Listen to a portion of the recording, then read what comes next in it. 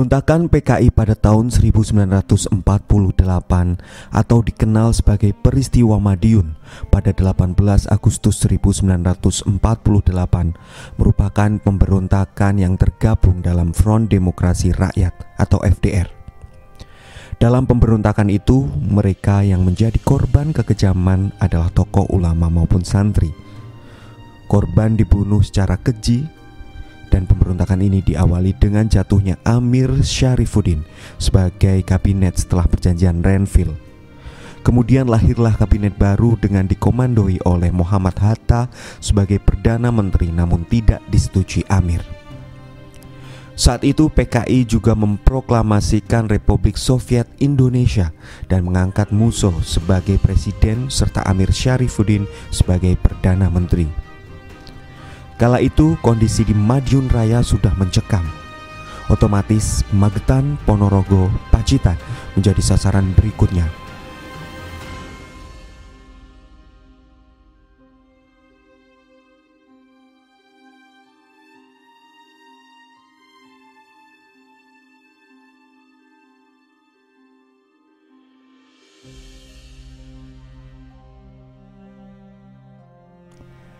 Dilansir dari buku kisah nyata sejarah banjir darah para kiai, santri, dan penjaga NKRI oleh aksi-aksi PKI, Suryo adalah gubernur pertama Jawa Timur era Soekarno.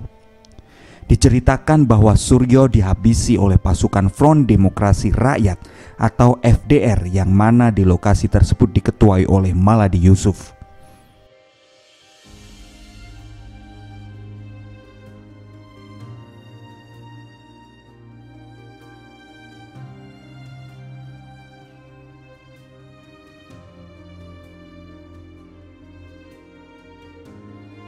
Korban pembantaiannya tidak hanya para tokoh asal Magetan atau Madiun, namun juga banyak yang berasal dari wilayah lain.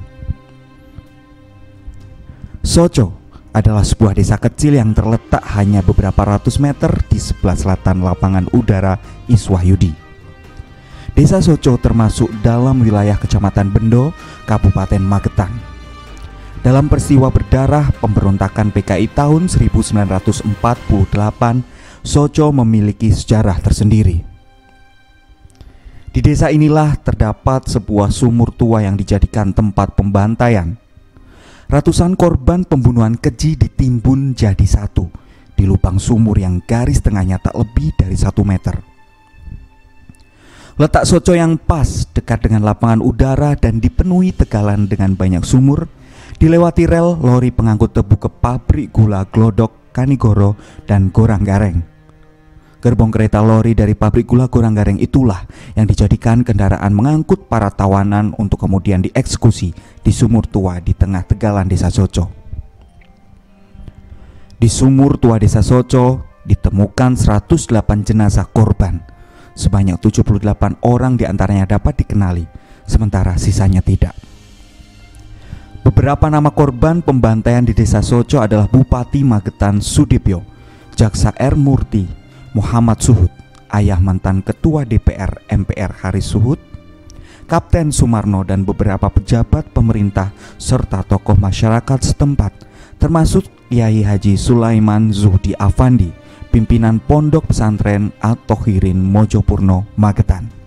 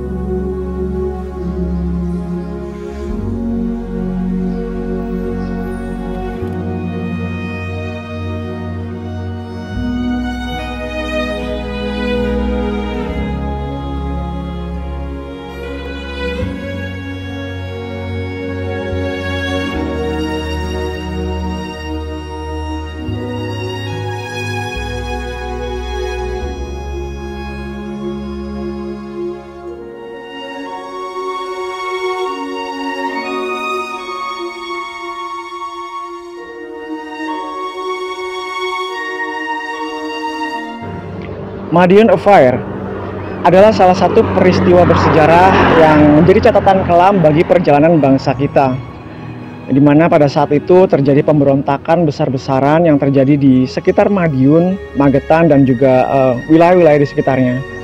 Di tahun 1948, kala itu peristiwa ini disinyalir didalangi oleh Front Demokrasi Rakyat, yang mana di dalamnya ada Partai Komunis Indonesia, Partai Sosialis, Partai Buruh, dan juga Pemuda Rakyat. Hal ini sebenarnya merupakan salah satu tonggak sejarah yang patut kita waspadai juga, karena terjadi ketika pada saat itu para pemimpin bangsa ini sedang bersiap untuk menghadapi agresi militer Belanda yang kedua. Jadi bisa dibilang peristiwa ini seperti menepuk negeri sendiri dari belakang, seperti itu. Meskipun peristiwa ini sejarahnya masih ya bisa dibilang kabur juga gitu, tetapi di mana-mana kita masih bisa menjumpai lubang-lubang pembantaian. Salah satunya yang ada di Dusun Soco ini, Magetan, kita menjumpai ada beberapa tempat-tempat yang menjadi lubang-lubang pembantaian pada saat itu. Kita akan masuk ke dalam dan melihat betapa bersejarahnya tempat ini, dan ada banyak sekali hal-hal yang menggambarkan bahwa bangsa ini didirikan dengan tangis dan juga tetesan darah, seperti itu. Kita ke dalam. Assalamualaikum.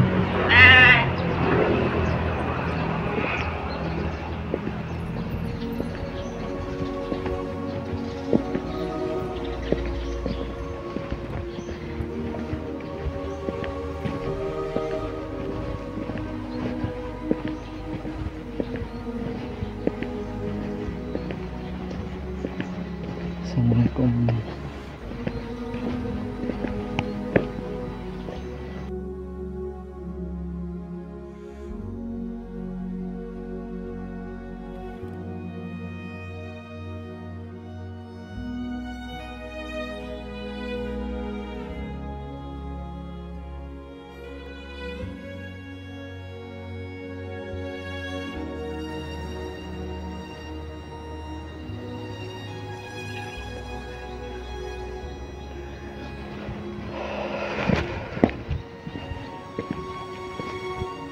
Assalamualaikum.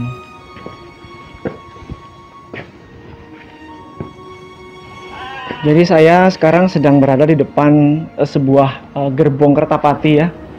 Gerbong ini dijelaskan di sini, dituliskan bahwa gerbong ini digunakan untuk mengangkut para korban mati syahid dari keganasan Partai Komunis Indonesia pada tahun 1948.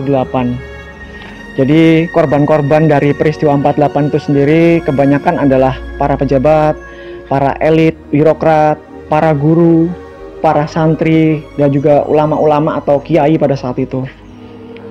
Kita bisa melihat gerbong ini yang biasanya digunakan untuk mengangkut tebu dari dari pabrik, dari perkebunan tebu ke pabrik gula yang ada di sekitar sini juga.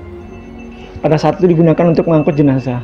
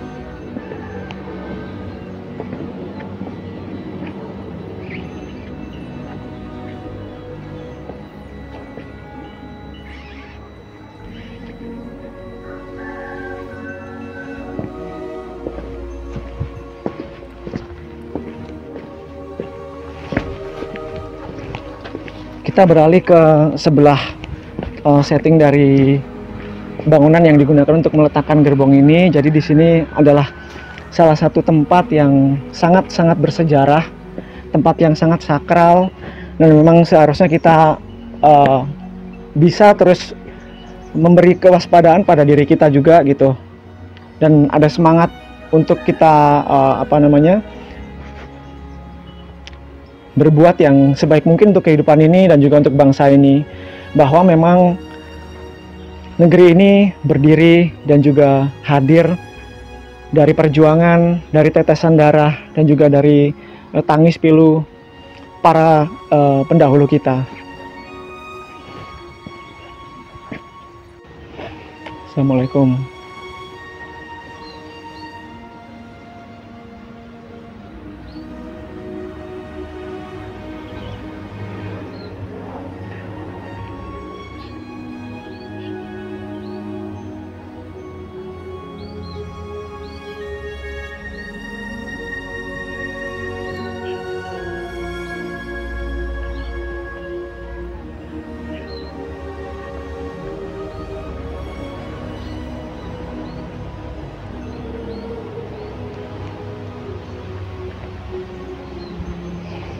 Jadi ini merupakan salah satu tempat persemayaman dari para korban keganasan peristiwa Madiun Affair tahun 48. Di sini bisa dibaca bahwa tempat mati syahid para pahlawan korban pemberontakan PKI tahun 48. Di sini ada nama-nama para nenek moyang kita atau leluhur kita yang dulunya mati syahid dan menjadi korban dari peristiwa itu, kemudian disemayamkan di sini juga.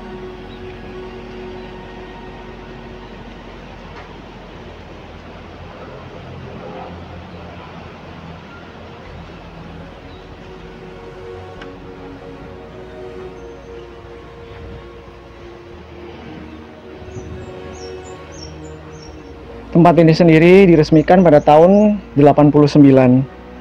Jadi bisa dibilang masih satu masa juga dengan lokasi yang nanti akan kita kunjungi juga di Kademangan.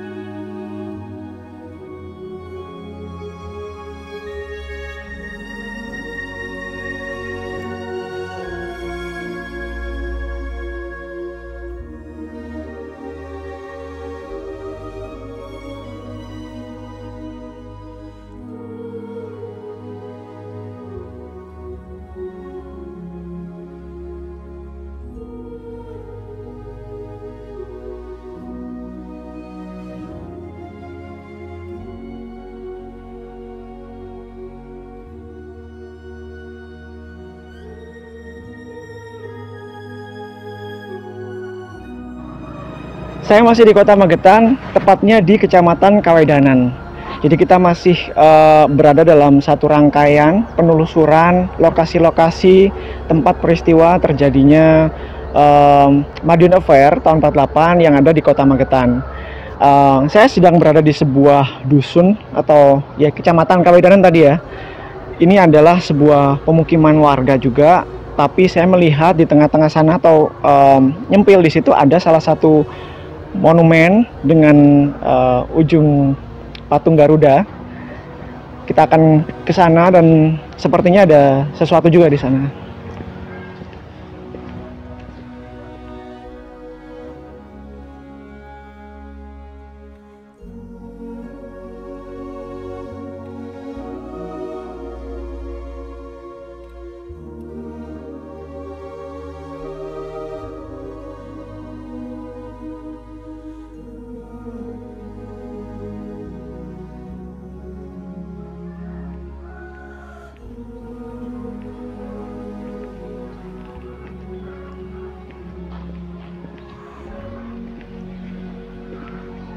Assalamualaikum.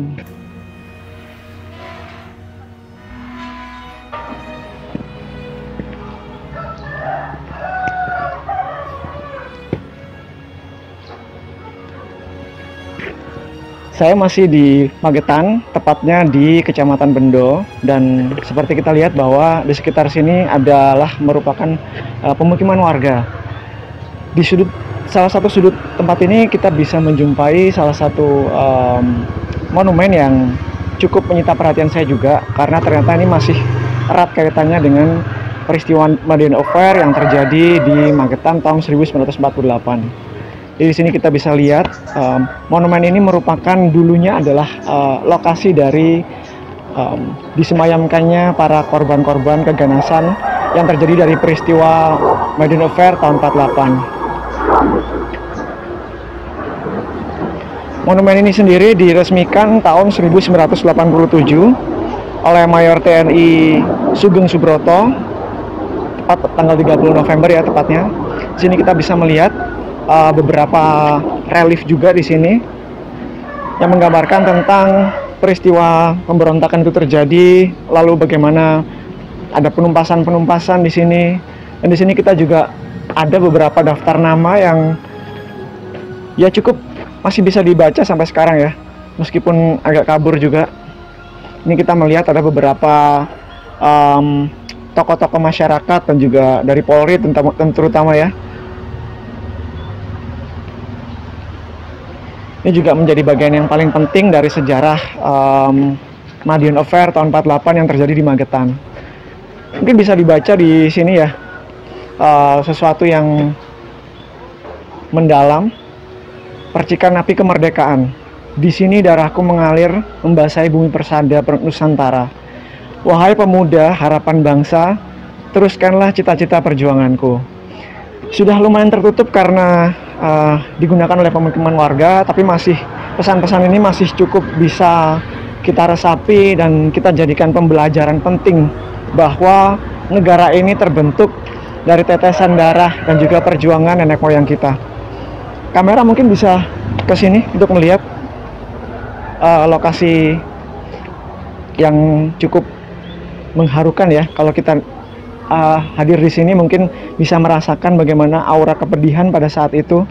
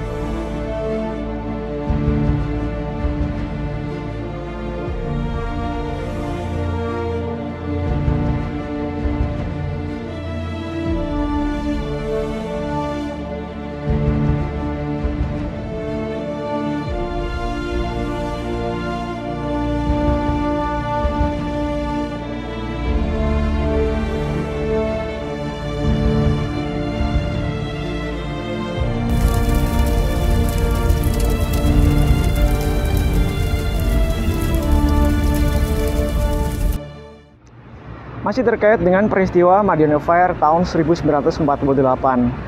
Saya sekarang sedang berada di Kecamatan Kedunggalar, tepatnya ada di Kabupaten Ngawi, dan kita bisa lihat ini adalah jalan besar yang menghubungkan antara kota Ngawi dan juga Solo.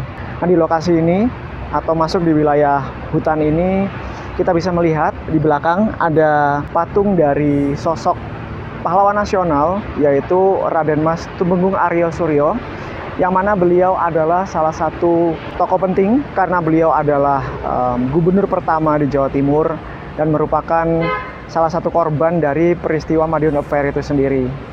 Jadi jika kita menilik ke belakang, beliau ini turut serta menjadi korban dari kerusuhan-kerusuhan yang terjadi di seputar tahun 48 di sekitar atau pinggiran dari kota Madiun itu sendiri. Diceritakan bahwa pada saat itu beliau sedang melakukan perjalanan dari kota Yogyakarta menuju kota Magetan karena ikhwal urusan bahwa beliau akan menghadiri acara 40 hari kematian dari adik beliau yang juga menjadi korban dari peristiwa Madiun Affair itu sendiri. Nah, di malam hari tepatnya pada saat itu beliau sudah diingatkan bahwa untuk tidak melanjutkan perjalanan karena memang mungkin kondisi tidak begitu mengizinkan seperti itu. Orang-orang di sekitarnya sudah merasakan sesuatu yang bisa menjadi pertanda juga untuk beliau. Itu pun juga kemudian diiringi dengan petunjuk-petunjuk lain seperti tiba-tiba ban meletus, ban mobil yang dikendarai beliau meletus dan lain sebagainya. Ternyata benar, di tepian jalan di Kota Ngawi ini beliau kemudian dicegat oleh beberapa gerombolan orang ya, yang disinyalir salah satu perusuh atau pemberontak dari peristiwa Madiun Affair. Di sini juga kita melihat ada dua sosok juga yang difigurkan dalam patung di belakang itu, yaitu ada Kombes Pol Duryat dan Suroko. Di situ beliau juga menjadi korban juga. Jadi dua tokoh polisi ini mereka berangkat dari Madiun, sementara Gubernur Suryo itu berangkat dari kota Yogyakarta. Nah, di sini mereka dicegat dengan mobil masing-masing, kemudian mereka diturunkan, ditawan, dan kemudian dibunuh atau dihabisi. Berdasarkan cerita-cerita yang terkumpul dari masyarakat sekitar, pada saat itu memang wilayah di sini atau wilayah desa ini memang sangat mencekam pada kala itu. Jadi tidak ada warga sekalipun yang berani untuk keluar rumah. Dan mereka melihat saat itu ketiga tokoh ini, termasuk Gubernur Suryo, itu ditutup matanya dan kemudian diarah ke area sungai ada di sekitar sana. Kemudian beliau dihabisi di sana. Sementara mobil-mobil yang dikendarai oleh tokoh-tokoh ini dibakar di tempat itu. Kemungkinan kita nanti bisa untuk melihatnya juga ke sana. Dan kemudian jenazahnya baru diketemukan beberapa hari kemudian. Jadi diceritakan juga sebenarnya pada saat beliau berangkat atau Gubernur Suryo ini berangkat dari Jogja, itu sebenarnya sahabat beliau juga, yaitu Wakil Presiden Muhammad Hatta, itu sudah mengingatkan beliau agar tidak berangkat dulu begitu. Tapi memang keinginan ini sudah sangat kuat untuk menghadiri acara 40 hari adik dari Gubernur Suryo ini. Gubernur Suryo menjabat sebagai gubernur pertama Jawa Timur dari tahun 1945. Sebelumnya beliau menjabat sebagai Bupati Magetan. Kita akan bernapak tilas di lokasi ini dan melihat seperti apa sejarah yang pernah terjadi di sekitar Kedunggalar ini. Kita akan mulai dari tugu yang ada di belakang saya. Ikuti saya.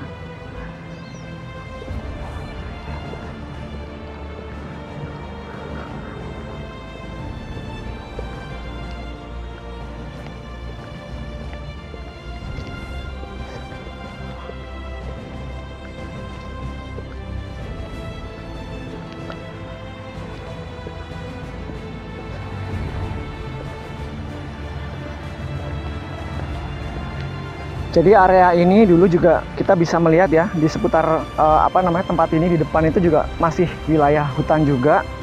Di sini juga dulunya masih berupa pemukiman warga, tapi masih sangat sepi ya, karena ya masih wilayah hutan, masih wilayah perkebunan juga. Di sini kita melihat ada 3 sosok atau figur yang menjadi penanda adanya peristiwa bersejarah di tempat ini. Di sini kita bisa melihat yang di depan itu adalah Raden Mas Tumenggung Aryo Suryo.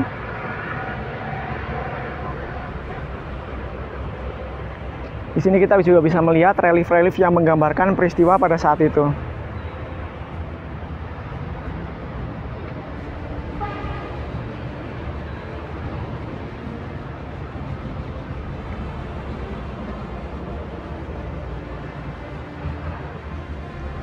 Monumennya sendiri dibangun dari tahun 1970-an hingga selesai pada tanggal 28 Oktober tahun 1975.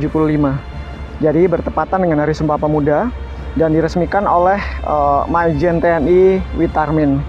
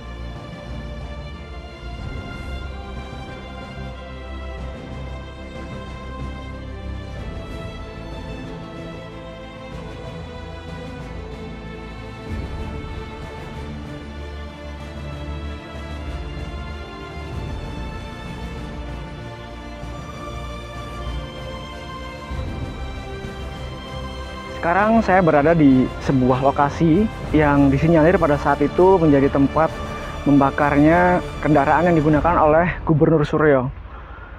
Sekarang sudah dibangun sebuah patok atau tugu untuk memperingati dan juga mengingatkan bahwa pernah terjadi sebuah peristiwa bersejarah di tempat ini. Di sini kita bisa baca, agak sulit terbaca karena sangat disayangkan karena bagian dari tugu ini memang sudah patah ya Mas ya. Jadi Tulisan sebelah sini juga tidak bisa dibaca, tulisan sebelah sini juga tidak bisa dibaca. Di lokasi ini dulunya kendaraan Gubernur Suryo dan juga 2 tokoh polisi tadi dibakar.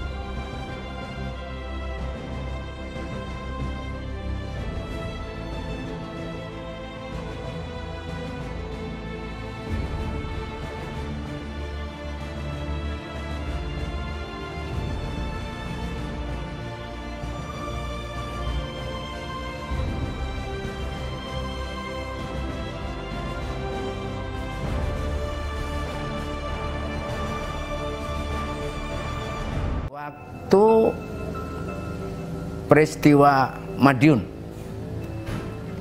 yaitu tahun 1947, 48 dan sekitar itu, saya lahir 24 Mei 1947, dan waktu ramai-ramainya peristiwa Madiun, peristiwa pemberontakan PKI di Madiun itu, saya digendong oleh ibu saya. Jadi saya mendengarkan ceritanya itu saja, bahwa sebelum itu bapak-bapak kita, pimpinan pondok, ya sudah terbiasa menghadapi tantangan-tantangan dari masyarakat sekitar yang terdiri dari kaum animis, Hindu, Buddha, maksiat-maksiat dan sebagainya yang tidak cocok dengan keislaman, karena memang daerah kami berdirinya pondok ini di tempat yang kotor. Orang mengatakan gontor dulu, gon kotor, ya syirik, kafir, maksiat, bunuh-bunuhan. Itu sudah menjadi tantangan kami, bapak-bapak kami, sebelum ada peristiwa Madiun. Jadi waktu saya digendong ibu saya itu karena taat kepada suami, sudah dinasihati kemana-mana agar keluar dari pondok, tapi karena ta'ah kepada zauj, taat kepada suami, ndak keluar. Pokoknya kowe neng wae. Bapak saya bertiga dengan pimpinan yang lainnya, Kiai Haji Zainuddin Fanani dan Kiai Haji Imam Zarkasi, diselamatkan, disembunyikan. Tapi sulit untuk tidak ketahuan. Gontor diancam. Ada namanya merah. Namanya merah itu berarti PKI. Tentara merah akan menyerbu Gontor. Alhamdulillah, kalau memang Allah tidak mengizinkan, tidak meridhoi, datanglah Siliwangi. Dan anak-anak santri kita menyembunyikannya. Ada yang mengaku-ngaku, saya Sahal, saya Zarkasi, sudah siap-siap. Jadi kalau yang ditembak supaya saya atau itu, pokoknya nanti kalau mau ditanya siapa yang dikejar itu siapa, supaya ngaku Sahal. Oh, itu. Kamu yang namanya ngaku Zarkasi.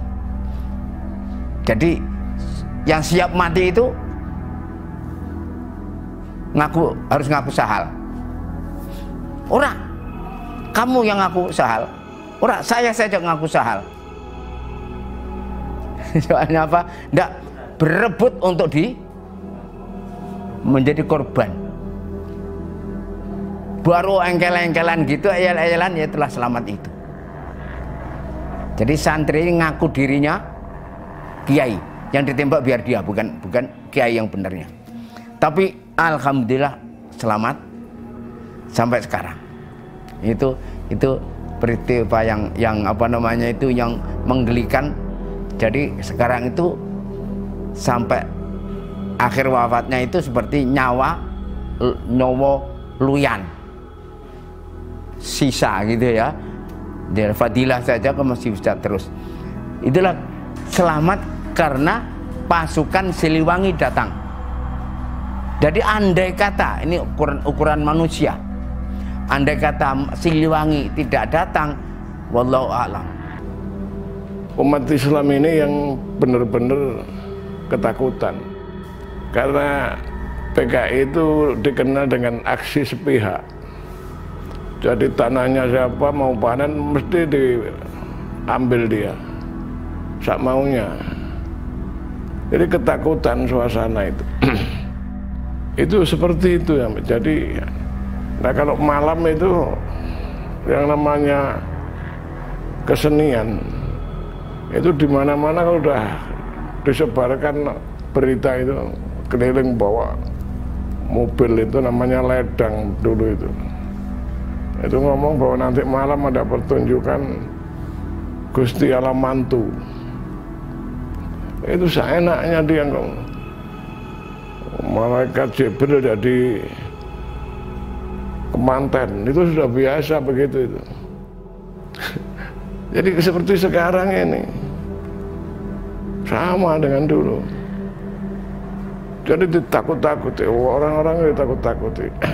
Nah karena saya ini di keluarga NU, jadi bapak saya itu nyateti begitu, berapa orang di sini yang NU, berapa orang PKI itu tahu semua saya. Jadi sudah ada daftarnya, punya sendirilah kegiatan itu. Nah kalau ada drop-dropan itu sudah luar biasa ketakutan kita. Jadi diberi tanda sama PKI itu, tiap hari keliling bawa celurit itu takut semua orang. Tapi kita yang santri-santri di sana itu ya sudah diberitahu jangan dekat-dekat dengan mereka. Mereka itu bahaya sekali. Ansor di Banyuwangi itu diracun. Saya ini mantan ketua Ansor Jawa Timur. Saya tahu persis bagaimana riwayat-riwayat dulu. Saya ketemu pelakunya, pelaku membantu tentara untuk mengatasi Jawa Timur dari Ansor sendiri. Saya tahu persis karena saya mengikuti ceritanya itu dari pelaku-pelaku ini.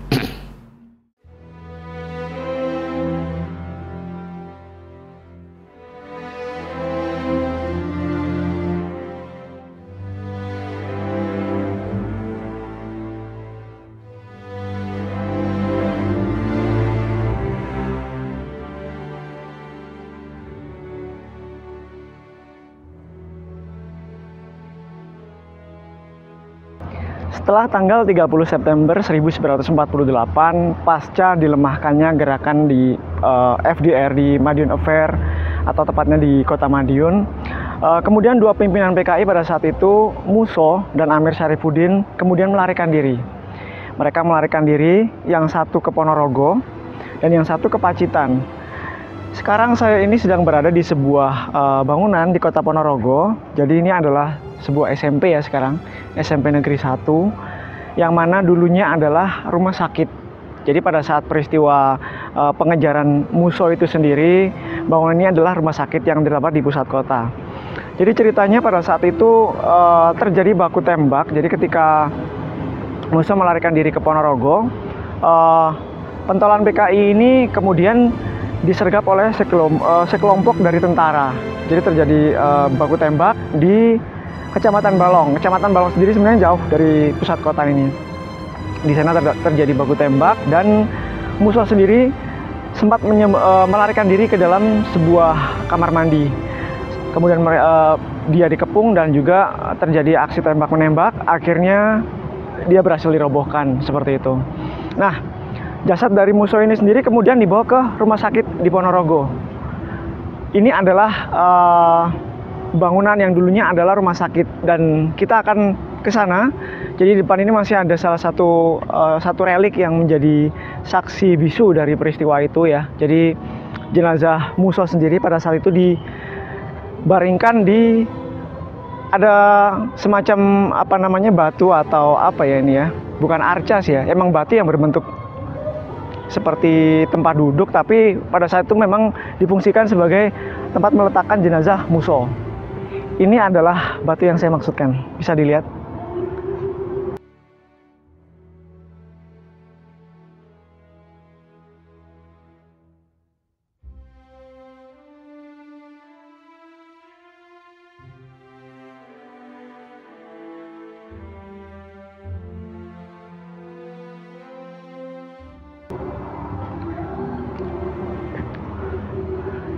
Bisa dilihat bahwa batu ini memang tidak pernah dipindah atau dirubah. Jadi seperti ini fungsinya, meskipun sekarang bangunan ini sudah difungsikan sebagai sekolah negeri ya. Mungkin karena memang banyak menyimpan cerita sejarah juga. Jadi pada tahun 1948 jenazah Muso itu dibaringkan di kursi ini sebelum kemudian diseret dan dibawa ke alun-alun untuk kemudian jenazahnya dibakar. Nanti kita akan ke sana juga melihat lokasi di mana jenazah Muso ini dibakar. Jadi memang jika kita berbicara tentang peristiwa itu sendiri dan bagaimana kemudian tentara itu merobohkan pentolannya seperti Muso misalnya, itu memang ada banyak sekali cara yang mungkin kita sendiri nggak expect ya, kenapa kok harus dibakar pada saat itu. Ternyata memang pada masa itu kepercayaan di masyarakat kita itu masih sangat kental sekali. Jadi bahwa masih ada anggapan bahwa orang-orang ini memiliki ilmu kanuragan yang sangat tinggi. Jadi meskipun telah dilumpuhkan dan dinyatakan meninggal karena sempat diotopsi juga di rumah sakit ini, masyarakat percaya bahwa beliau masih bisa hidup kembali seperti itu. Makanya kemudian diseret ke alun-alun. Alun-alunnya sendiri tidak terlalu jauh dari bangunan rumah sakit ini. Kita nanti ke sana dan melihat seperti apa tempatnya, lokasinya, dan bagaimana Muso ini kemudian dinyatakan sudah tidak ada karena dibakar ya, seperti itu.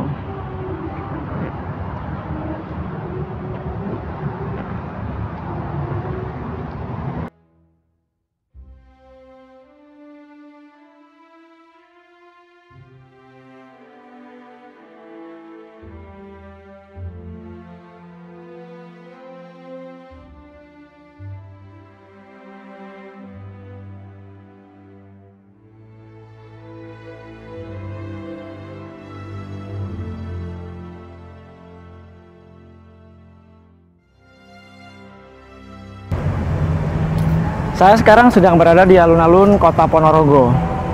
Di tahun 1948, pasca peristiwa Madiun Affair, di mana pada saat itu pimpinan PKI yaitu Muso berhasil dilumpuhkan di Kecamatan Balong, jenazah beliau kemudian dibakar. Dan dibakarnya adalah di alun-alun kota Ponorogo ini.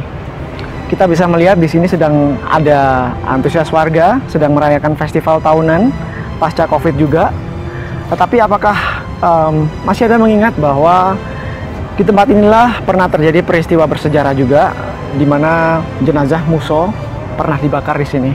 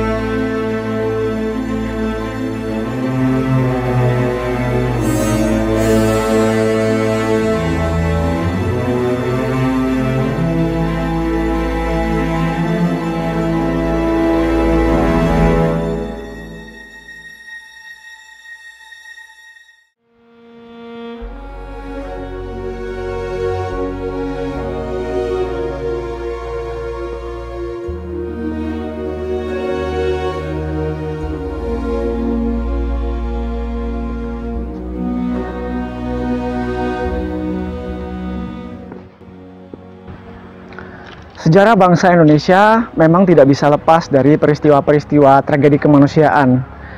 Salah satu yang menjadi highlight pada bulan September ini adalah peristiwa Madiun Fire tahun 1948, di mana pada saat itu terjadi pemberontakan besar-besaran yang digawangi oleh Front Demokrasi Rakyat, yang salah satunya mereka adalah kumpulan dari Partai Komunis Indonesia, Partai Sosialis, Partai Buruh, dan juga Pemuda Rakyat. Pada masa-masa itu mereka melakukan pemberontakan, dan terjadi pada saat pemimpin-pemimpin bangsa kita ini sedang sibuk karena adanya agresi militer Belanda yang kedua. Nah, pada saat itu memang tujuan mereka melakukan pemberontakan dan juga pembunuhan terutama dilakukan pada tokoh-tokoh masyarakat, salah satunya juga pemuka agama, kemudian juga guru, pendidik, dan juga anggota militer. Pada saat itu memang dilakukan untuk menggantikan posisi-posisi itu dengan orang-orang yang memiliki paham komunis. Nah, di lokasi ini, tepatnya di kecamatan atau dusun Kresek ya, di Madiun, kita bisa melihat di sini ada sebuah monumen yang dibangun untuk memperingati atau mungkin mengingatkan kita adanya tragedi pada tahun 48 itu. Di belakang saya ada patung. Di situ ada sosok Muso yang digambarkan sedang akan memenggal leher dari Kiai Hussein. Jadi Kiai Hussein itu adalah salah satu orang yang memiliki karakter yang baik. Dia juga digambarkan sebagai seorang anggota DPR juga pada saat itu, yang akan dipenggal kepalanya. Sementara di bawah sini mungkin bisa dilihat, ini ada patung anak-anak yang mereka digambarkan sebagai anak-anak dari keluarga yang dibunuh oleh PKI dan sedang meminta keadilan agar masyarakat menumpas PKI pada saat itu. Monumen ini sendiri sebenarnya dibangun pada tahun 1987. Tahun 1987 dan baru selesai pada tahun 91 di lahan yang seluas ini. Mungkin teman-teman yang ingin menikmati alam dan juga pemandangan di lokasi sini bisa serta-merta bisa mendapatkan cerita-cerita dan juga pengalaman sejarah yang tentunya akan sangat berkesan, karena di sini kita mengingatkan bahwa sejarah perjuangan bangsa kita itu benar-benar luar biasa, karena diiringi dengan tangis, diiringi dengan tetesan darah dan juga perjuangan yang luar biasa.